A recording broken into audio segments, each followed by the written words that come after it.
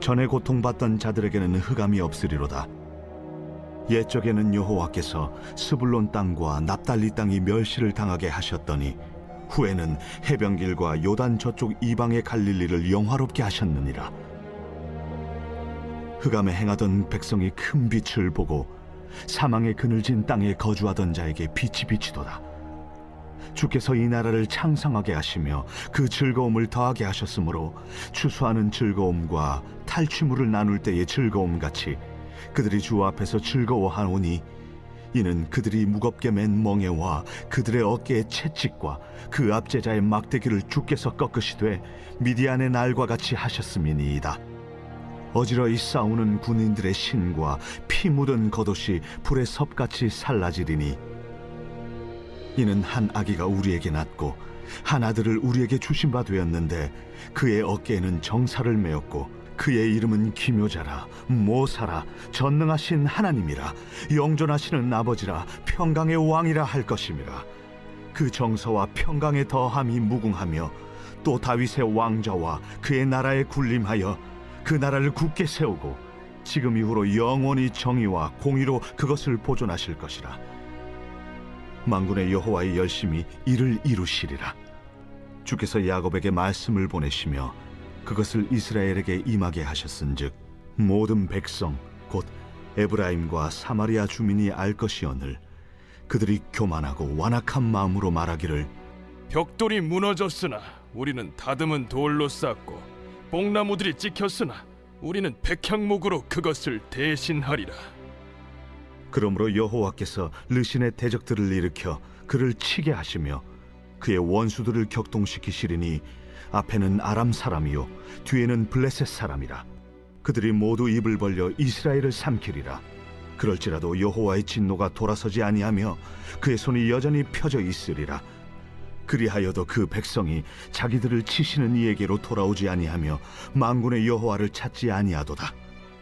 그러므로 여호와께서 하루 사이에 이스라엘 중에서 머리와 꼬리와 종려나무 가지와 갈대를 끊으시리니 그 머리는 곧 장로와 존귀한 자요 그 꼬리는 곧 거짓말을 가르치는 선지자라. 백성을 인도하는 자가 그들을 미혹하니 인도를 받는 자들이 멸망을 당하는도다. 이 백성이 모두 경건하지 아니하며 악을 행하며 모든 입으로 망령되이 말하니 그러므로 주께서 그들의 장정들을 기뻐하지 아니하시며 그들의 고아와 과부를 긍휼히 여기지 아니하시리라. 그럴지라도 여호와의 진노가 돌아서지 아니하며 그의 손이 여전히 펴져 있으리라. 대저 악행은 불타오르는 것 같으니 곧 찔레와 가시를 삼키며 빽빽한 수풀을 살라 연기가 위로 올라가게 함과 같은 것이라. 만군의 여호와의 진노로 말미암아 이 땅이 불타리니 백성은 불의 섭과 같을 것이라.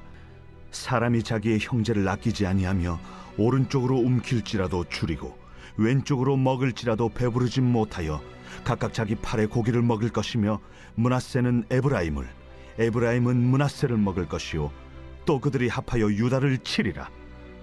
그럴지라도 여호와의 진노가 돌아서지 아니하며 그의 손이 여전히 펴져 있으리라.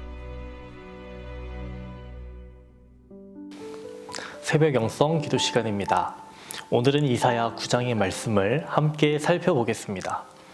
오늘 본문은 크게 두 부분으로 나눌 수 있습니다. 먼저 9장 1절에서 7절인데요. 평강의 왕에 대한 예언입니다. 그리고 8절에서 21절은 이스라엘 심판에 대한 예언이 되겠습니다. 우리는 앞부분 평강의 왕에 대한 예언에 대해서만 다루겠습니다. 이 본문을 우리는 메시아에 대한 부분으로 연관지어 생각합니다. 하지만 잠깐 역사와 함께 다룰 필요가 있습니다. 이사야 7장에서 아람과 북이스라엘이 남유다를 침범했음을 보셨습니다. 이때 남유다는 하나님을 의지하지 않고 아시리아를 의지합니다. 이사야 8장에서는 아시리아가 북이스라엘을 침략할 것인데 그 시기가 멀지 않았고 이사야의 아이가 아빠, 엄마라 부르기 전에 그들이 고통을 겪게 될 것이라고 말했습니다. 이사야 9장은 아시리아가 북이스라엘을 침략해 베가 왕을 제거하고 꼭두각시 왕인 호세아 왕을 세운 때를 암시하고 있습니다. 그렇기에 갈릴리 지역은 흑암의 고통을 받는 가운데 있었습니다. 그들은 암울한 시기를 보내고 있었죠. 1절과 2절을 보시면 그들의 상황을 말해주는 것입니다. 흑암에 처하여 고통당하는 자들에게 빛이 비치게 될 것이다. 3절에서 5절은 주께서 전쟁과 압제를 종식시킴으로 백성들에게 희락을 누리게 하실 것을 예언하고 있는 것입니다. 6절과 7절에서는 모든 빛과 희락을 가져올 메시아의 탄생과 통치에 대해 예언하고 있는 것입니다. 1절에서 7절의 말씀이 당시 이스라엘 백성들을 향한 말씀인 동시에 이후 메시아 예수 그리스도의 예언임을 우리는 알게 되는 것이죠. 먼저 주님은 빛이십니다. 1절과 2절을 볼까요? 전에 고통받던 자들에게는 흑암이 없으리로다. 옛적에는 여호와께서 수불론 땅과 납달리 땅이 멸시를 당하게 하셨더니 후에는 해변길과 요단 저쪽 이방의 갈릴리를 영화롭게 하셨느니라. 흑암에 행하던 백성이 큰 빛을 보고 사망의 그늘진 땅에 거주하던 자에게 빛이 비치도다. 어둠 속에서 고통받는 백성에게 어둠이 걷히는 날이 옵니다. 누구를 통해서입니까? 빛이신 예수 그리스도를 통해서입니다. 요한복음 1장을 보면 저자 요한은 빛에 대해 말하고 있습니다. 현대인의 성경을 보면 이렇게 되어 있습니다. 그리스도 안에 생명이 있었으니 이 생명은 인류의 빛이었다. 이 빛이 어두움 속에서 빛나고 있었으나 어두움이 이 빛을 깨닫지 못하였다. 하나님이 보내신 요한이라는 사람이 있었다. 그는 이 빛에 대해서 증거하여 사람들이 자기를 통해 믿도록 하기 위해서 왔다. 그는 빛이 아니었으며 다만 이 빛에 대하여 증거하러 온 것뿐이었다. 세상에 와서 모든 사람을 비추는 참 빛이 있었다. 주님은 인류의 빛으로 모든 사람을 비추는 참 빛으로 이 땅에 오셨습니다. 그리고 우리를 살리시는 빛이십니다. 두 번째로 주님은 즐거움이십니다. 3절을 보겠습니다. 주께서 이 나라를 창성하게 하시며 그 즐거움을 더하게 하셨으므로 추수하는 즐거움과 탈취물을 나눌 때의 즐거움 같이 그들이 주 앞에서 즐거워하오니. 본문은 즐거움이 여호와 하나님께로부터 나온다는 사실을 말하고 있습니다. 그분의 곁에 머무는 것 자체가 참되고 영원한 즐거움의 원천입니다. 그리고 여호와의 곁은 궁극적으로 임마누엘이신 예수 그리스도께서 좌정하시는 곳입니다. 그 즐거움은 곧 임마누엘로 말미암는 즐거움입니다. 구속사역으로 말미암는 죄와 사망에서의 해방에서 주어지는 영원한 즐거움인 것이죠. 마지막으로 정리를 해보겠습니다. 6절을 통해서 정리하겠습니다.